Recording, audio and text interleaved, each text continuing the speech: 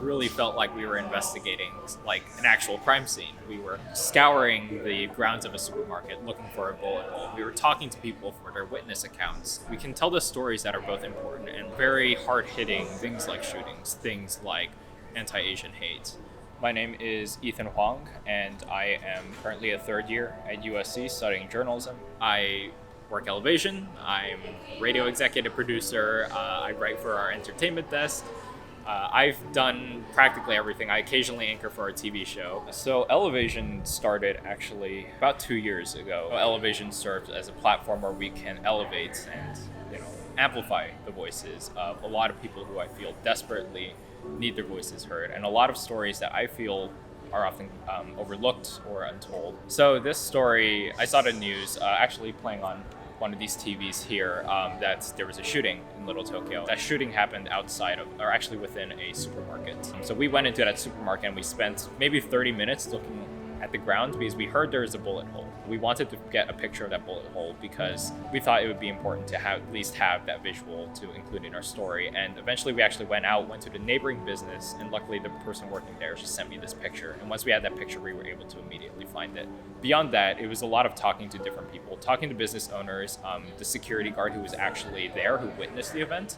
And then after that, we both went back to my place and just started writing. At a certain point, we decided we needed to call the police to just get more information, and we realized we actually had more information than they had as well. This story becomes more than just an incident, but it is something that happened to people, sort of transforming something that would normally come out and be kind of daily news and then kind of go away quickly, and make it into something that's about real people. But it's a passion to pursue these kinds of stories and to have that opportunity to spotlight stories within a community that is often overlooked. What makes us unique in that we have both a personal background and investment in these stories, and we have a passion for telling these stories.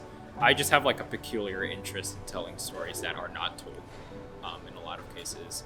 I think having that curiosity and inspiring that through other people, both the people who are reading and then other journalists who are looking to tell these stories. I think that's kind of the goal that I feel that I'm trying to, push elevASIAN towards. In many of these cases, it's a lot of these people who are, they are fascinated by ideas and they want to tell these stories about these ideas and explore them even in a deeper level. Then in doing so, the people who are reading and are watching our stories, they are the ones who are also being inspired by that sense of curiosity.